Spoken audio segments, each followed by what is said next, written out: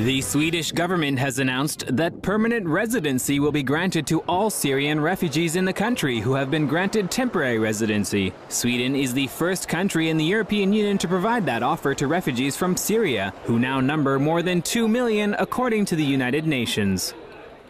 As the situation continues to worsen in Syria, the crisis of the country's refugees has become the international community's most pressing humanitarian issue. The UN has called on member states to provide more aid for Syria and its neighboring countries. Sweden, with a population of only 9 million, is the third largest refugee-receiving country in Europe, accommodating approximately 30,000 per year. However, the cost of so many people is quickly ballooning, leading to doubts if such a liberal refugee scheme is sustainable. Refugee settlement expenses have grown to over $118 million last year, from some $42 million in 2006. The country is also facing growing social pressure, with riots that broke out earlier this year taken as evidence of economic disparity between immigrants and native-born Swedes. Bands of youths, mostly from immigrant backgrounds, set cars ablaze and caused damage to buildings in some of Stockholm's suburbs. At the moment, only some 8,000 Syrians who have temporary residency in Sweden will be affected by the new offer to make their situation permanent, but the generous governmental proposal may prompt more Syrian refugees to try and make their way to the Scandinavian nation. Now, cherry-picked from overcrowded refugee camps in Lebanon, Germany has received its first Syrian asylum seekers, all 107 of them. Their arrival was green-lighted only after opposition parties called out Chancellor Merkel for not doing enough to help the displaced. And more than 2 million Syrians have so far fled the war-ravaged country. And reporting from Berlin, RT's Peter Oliver. Just over 100 Syrian refugees have arrived in Germany as part of a new program of resettlement that's expected to see 5,000 people fleeing the ongoing violence in Syria come here to Germany to resettle. Now, this is part of a brand new initiative by the German authorities. These people won't go through the traditional asylum program. They're going to be given work permits and allowed to stay for upwards of 2 years. Then their situation will be reassessed. Now, the group who arrived here in Germany, they comprised mostly of women who were described as vulnerable, young girls, people who had serious medical situations, as well as people who've been described as survivors of torture. Now, this has been welcomed by those that work with refugees here in Germany. However, they're saying it's really less than a drop in the ocean. This is just a first step, but it's come way too late. And there is much more that needs to be done. It's tragic that we have 2.5 years of war without any answers from Europe to this human catastrophe. Europe tells Lebanon and others to open their borders, but the EU keeps their borders shut. In the period between January and July of this year, around 21,000 Syrians are believed to have fled the violence in their country and applied for asylum here in the EU. The EU has taken on only around 4% of the huge numbers of refugees who are fleeing violence in that country. The majority of those have come here to Germany or to other countries in the north of Europe like Sweden. However, as we've heard, those who work with the refugees saying there's just not enough being done after these countries helped to continue this conflict by supporting the Syrian rebels with training and advice. A city on fire. That's become the common scene in Stockholm, where riots have raged for a 5th night in a row.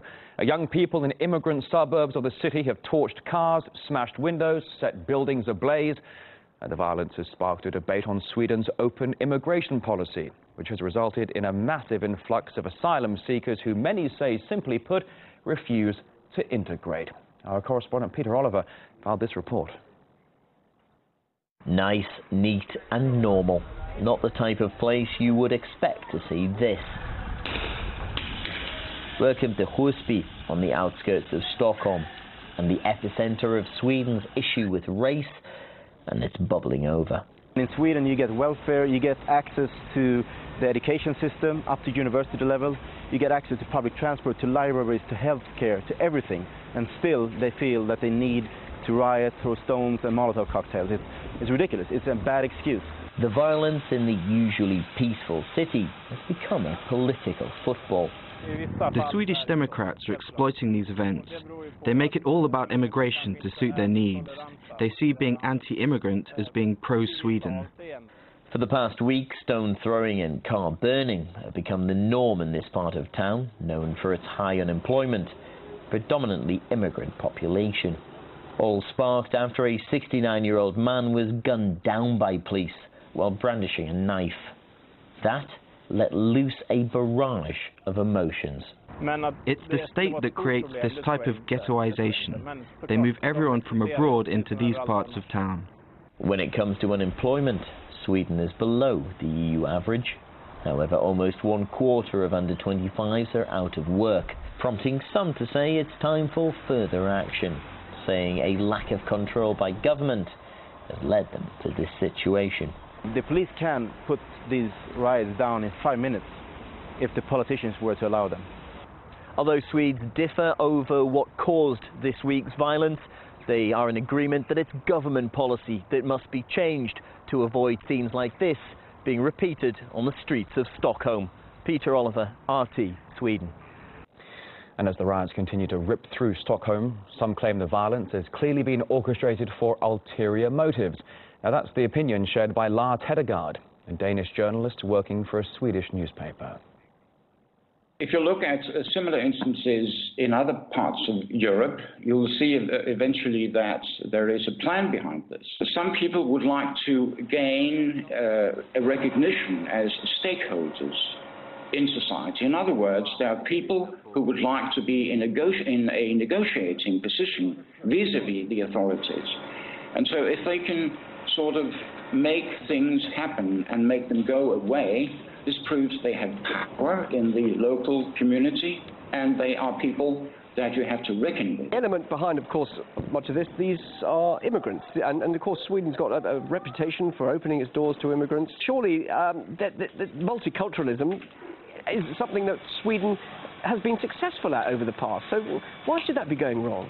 Well, it has not been successful. I mean, you can see that right now. There's been it's been an ideology that's been disseminated by the ruling elite of Sweden that this was a great success and a great experiment, a model for the rest of the world. The fact is that these riots that are now spreading in the country, I don't know if they'll continue for a long time, but they certainly demonstrate that this success was a fiction.